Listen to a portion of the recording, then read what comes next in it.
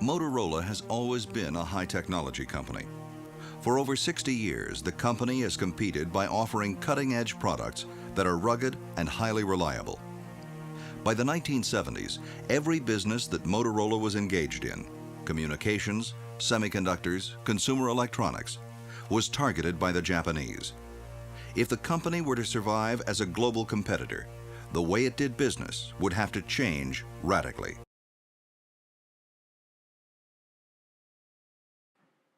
Al aplicar la metodología Six Sigma en una empresa se obtienen diferentes beneficios. Algunos de ellos son mejor flujo de procesos, reducción en el número de defectos, mejor comunicación, reducción en los tiempos de ciclo, mayor satisfacción en el cliente y empleados, incremento en la productividad y menos inventario. Un proceso es una colección de componentes interactivos que transforman entradas a un objetivo en común llamado misión. Es el trabajo de la administración optimizar el proceso entero hacia este objetivo. Los procesos existen en todas las facetas de las organizaciones y el entendimiento de tales es crucial. La distribución de las medidas de las salidas de un proceso se llaman voz del proceso o voice of the process en inglés. La capacidad del proceso es determinado por las diferentes causas de variación. La calidad es la voz del cliente. El valor nominal tiene que estar dentro de los límites de especificación para poder cumplir con los estándares que el cliente pide.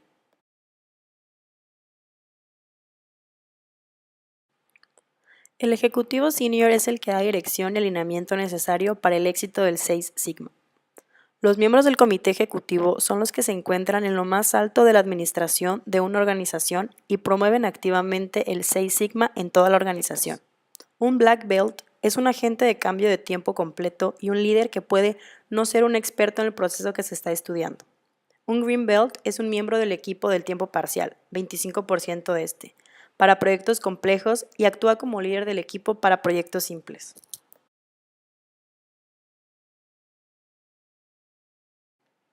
Existen 5 fases en la metodología Six Sigma. La primera fase es la fase definir, que cuenta con 3 pasos. El primero es preparar el cuadro del proyecto. Esto incluye el modelo de negocios, el problema, la meta, el alcance, los obstáculos, los beneficios, roles y el objetivo del proyecto. El número 2 es el análisis SIPOC. Es una herramienta para identificar proveedores, entradas, procesos, salidas y segmentos del cliente. Y el número 3 es el análisis BOC, herramienta que sirve para alinear todas las actividades de la organización hacia la satisfacción de las necesidades y expectativas del cliente.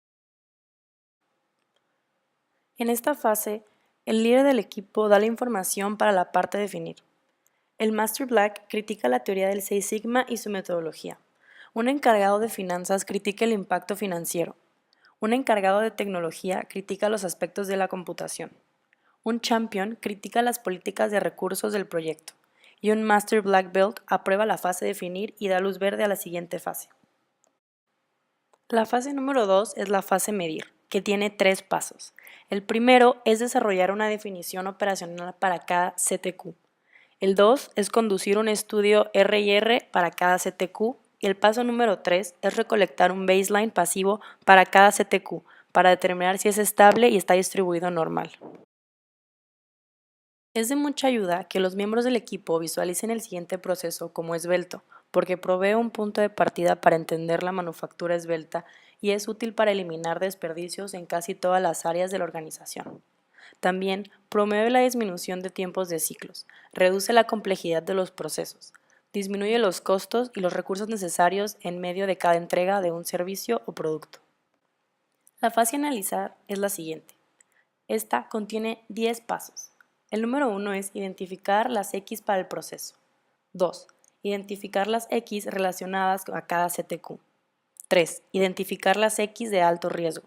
4. Crear definiciones operacionales para cada X de alto riesgo. 5. Establecer sistemas de medición. 6. Establecer un baseline. 7. Estabilizar las X de alto riesgo fuera de control. 8. Identificar las variables. 9. Reducir las X. Y por último, estudiar el efecto de las X de alto riesgo en los CTQs. Una vez que los miembros del equipo han identificado los niveles de tratamientos de las X necesarios para optimizar, pueden hacer una lluvia de ideas para las acciones necesarias. Los datos o ideas pueden ser analizados usando un diagrama de afinidad o causa y efecto. Estos deberían resaltar las acciones que los miembros del equipo necesitan poner en marcha para implementar los niveles de las X para optimizar los CTQs. La siguiente fase es la fase mejorar. En esta, el equipo trata de determinar la relación causa-efecto para predecir, mejorar y optimizar el funcionamiento del proceso. Por último, se determina el rango operacional de los parámetros o variables de entrada del proceso. Por último, se encuentra la fase control. La fase control encierra los ajustes optimizados de las X mientras reduce el daño colateral relacionado con los procesos. Los miembros de equipo hacen propaganda a los procesos en toda la organización y le entregan el proceso al dueño. El dueño del proceso sigue girando el ciclo PSDA para los procesos revisados.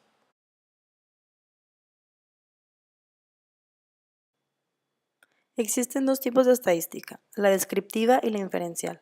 La descriptiva es una colección, análisis, presentación y descripción de un grupo de datos, mientras que la inferencial es tomar decisiones a partir de datos llamados población de un subgrupo llamado muestra. Existen dos tipos de estudios, enumerados y analíticos.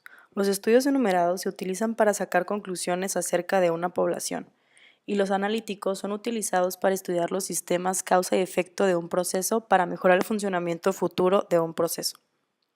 Una regla muy simple para distinguir entre un estudio enumerativo y uno analítico es: si el 100% de la muestra contesta la pregunta bajo investigación, entonces es enumerativo, si no, es analítico. Para comprender mejor el tema, el autor del libro da diferentes conceptos, como los que son población, grupo entero de unidades, servicios o personas bajo investigación. Margen, lista física de las unidades de la población. Espacio, diferencia entre el número de unidades de la población y el margen. Muestra, porción de la población que se selecciona para juntar información. Y probabilidad, que es un valor número que representa la posibilidad de un evento ocurrir. El autor nos habla de distribución de probabilidad.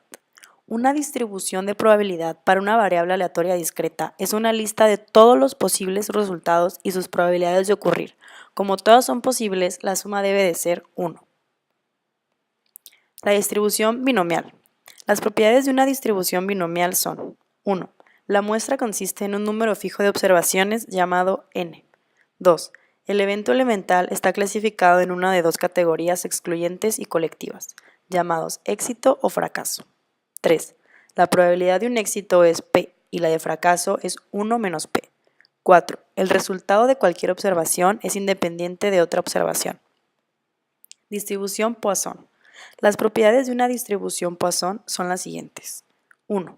Se cuentan el número de veces que ocurre un evento. 2. La probabilidad de que este evento ocurra es el mismo en todas las áreas de oportunidad. 3.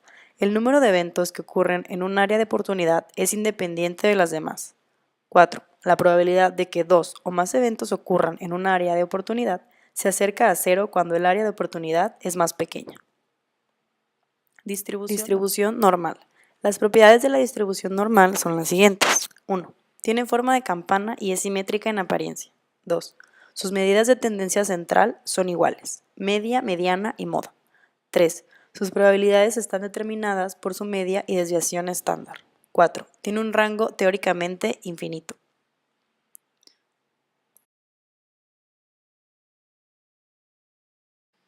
El diseño de experimentos es una colección de métodos estadísticos para estudiar la relación entre variables independientes, las X, y sus interacciones en una variable independiente, la Y o CTQ. Puede ser utilizado para minimizar los efectos de las variables de fondo para entender la relación entre las X y las Y. Una variable de fondo o de ruido es una variable que puede afectar potencialmente a la variable dependiente Y en un experimento, pero no es de interés como una variable independiente X. Las gráficas de control se pueden dividir en dos categorías que son determinadas por el tipo de datos usados para monitorear el proceso. Estas dos categorías son gráficas de control de atributos, utilizadas para los datos de clasificación, y las gráficas de control de variables que se utilizan para los datos que se pueden medir. Existen diferentes gráficas de control. La gráfica P se utiliza para estudiar atributos. La gráfica C se utiliza para evaluar el número de defectos en unidades bien definidas, con una n constante. La gráfica U, que es similar al gráfico C, solo que evalúa el número de defectos por unidad y el tamaño de la muestra puede ser variable. Las gráficas de control para medias y rangos se utilizan para observar el comportamiento de la media y la variación o dispersión de cierta característica de calidad de un proceso con respecto al tiempo. Las gráficas de lecturas individuales se utilizan cuando ya se ha llegado a un cierto grado de control en el proceso y su finalidad es verificar ese nivel de control que el proceso ha alcanzado. El autor menciona otras herramientas para poder comprender mejor el tema. Algunas son el brainstorming, que es una técnica usada para plantear un gran número de ideas de un equipo Seis Sigma usando el poder de pensamiento colectivo. Este toma lugar en una sesión de entre 3 y 12 personas. El líder del grupo mantiene a los miembros concentrados, previene distracciones y hace que las ideas sigan fluyendo. Otra herramienta es el diagrama de afinidad, que se utiliza para organizar datos verbales y pictóricos que son hechos, opiniones, intuiciones y experiencia, y que es un resultado del brainstorming. El diagrama de causa y efecto es una herramienta utilizada para organizar los posibles factores que pueden impactar negativamente en la estabilidad, centro y forma de un CTQ. También proviene de una sesión de brainstorming. Las hojas de verificación son utilizadas en los proyectos Seis Sigma para recolectar datos en un formato eficiente y fácil de entender. La estratificación es un procedimiento usado para describir una subdivisión sistemática de los datos. Se utiliza para descubrir las causas de un problema. Y por último, los diagramas de Gantt, que es un simple cronograma para las tareas y subtareas de un proyecto Seis Sigma.